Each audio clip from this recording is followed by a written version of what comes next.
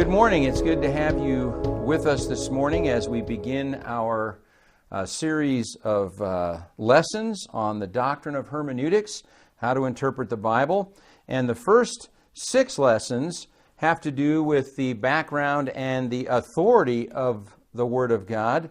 And today, with lesson 1, we want to cover the 3 ideas of revelation, inspiration, and inerrancy. We want to define those for you and give you the information about what the Word of God has to say about these very important ideas. So let's begin then. Just by way of introduction, we can say God has revealed Himself in His creation and to His creation. The revelation has one purpose, and I'm sure you're aware of this, and that revelation of God is about the glory of His name. In accordance with His saving purpose, He has preserved for us in the Bible the inspired inerrant Word, the written record of the revelation of His person and work. He's given us the written Word that testifies then, of course, to the living Word. Jesus is the living Word of God, and the Bible testifies to Him, and it's in His face then that we see the glory of God. That's what God is all about. So the Bible really is a precious gift from the living God to men, to us, so that we can know Him. So this lesson, as I mentioned, is going to cover the doctrines of revelation, inspiration, and inerrancy. We'll define these terms, and we're also going to see how God's supernatural power undergirds all 3 of these great doctrines, how it undergirds these doctrines. So let's begin with then the doctrine of revelation. The Greek word, as we define this idea, the Greek word for revelation is apocalypsis and means basically to make fully known or to reveal. It's the word that defines the last book of our Bible, the revelation of Jesus Christ, to make Him fully known. So God, for His own glory, has created with the purpose of revealing to us, dear people, the beauty of His character. That's what God's all about, setting Himself on display. And God has taken the initiative then to reveal Himself to His creation. And there's 2 primary ways He has done this. The first we call general revelation, and we're going to talk about both of these ideas. The second way is through special revelation, and we're going to define that as well. Let's begin with the idea of general revelation. General revelation is the manifestation of certain attributes of God's character through the creation, through what He has made. And this, we would say this revelation then is universal in scope. It touches all people born on the planet at all times in every corner of the globe. And it's a clear revelation about God made evident by God to each individual. We see that in Psalm 19, verses 1 through 6, where God tells us through the psalmist, the heavens are telling the glory of God, and their expanse is declaring the work of His hands. That the creation is making an announcement to all people about who God is. And we also see it in Romans 1, 19, 18 through 20, really. And Paul tells us that which is known about God is evident within all men, within all people. For God made it evident to them.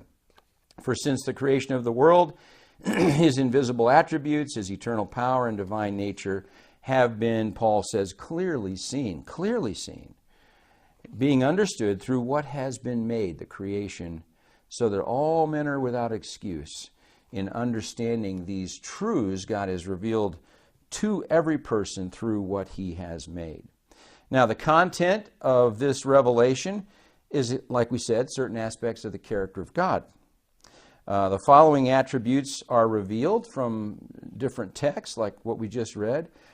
We talked about His invisible attributes, which include His eternal power and His divine nature, things like His wisdom and goodness, and that are seen in how He has put the universe together. Acts 14:17 speaks about his providential control of all things of nature. Again, his goodness is revealed. And then, of course, the fact that he's alive. He's a living God. His living existence is set forth in the creation. And so there's a wonderful revelation by God in what he has made to us.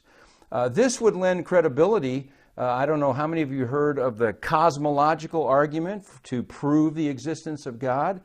And that simply means that that which is created demands a creator. In other words, what has been caused has an uncaused cause, if you will. God's the one who shines the light on himself by what has been made, because it couldn't exist without his bringing it into being, the cosmological argument for his existence.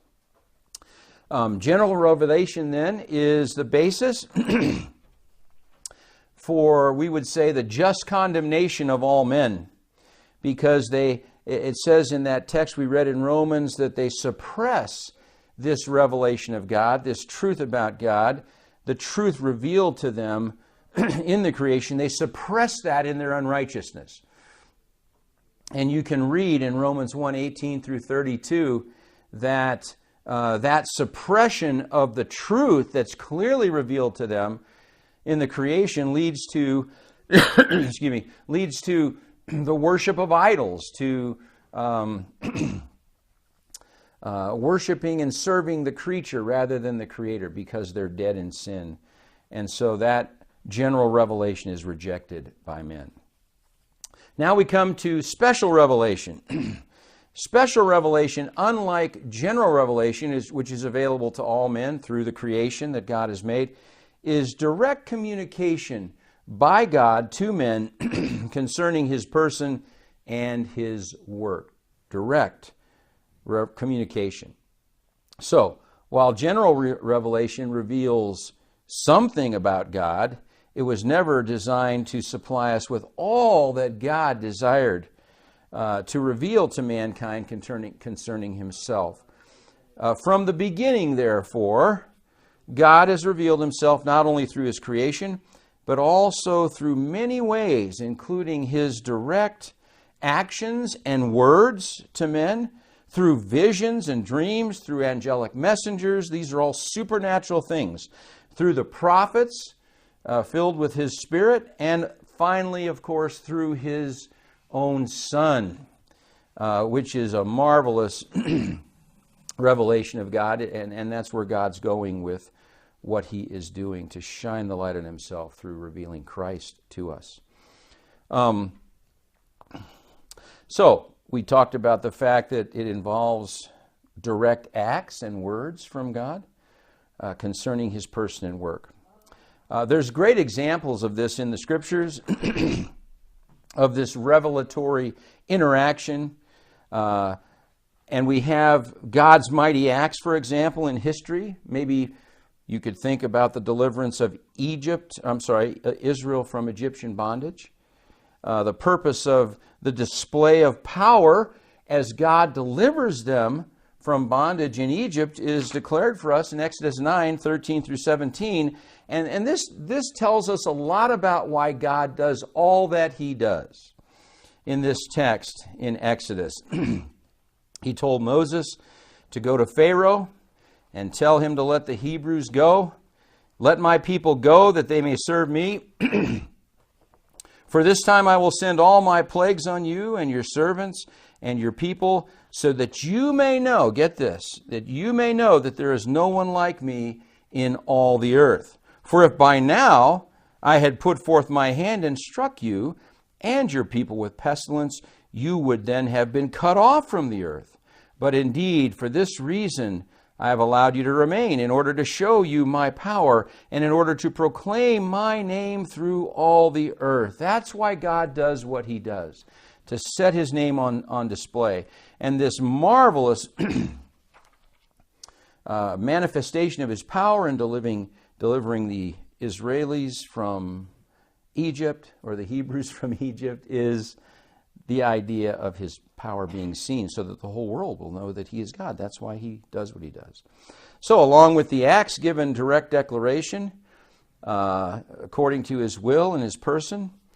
In Exodus 7:27, 1 through 17, God sets forth his will in direct declaration of the Ten Commandments. He not only acts, but he speaks. He speaks directly to men. He acts in history, and then he speaks like he does here with regard to the commandments. And then in Exodus 33, remember when Moses says, "Show me your glory," God interacts with him, and he speaks to him. And you can read that in 33:17 through 34:9, where God, in a marvelous passage, directly declares to Moses his person and his beauty in response to that request. So we have his acts, we have his words.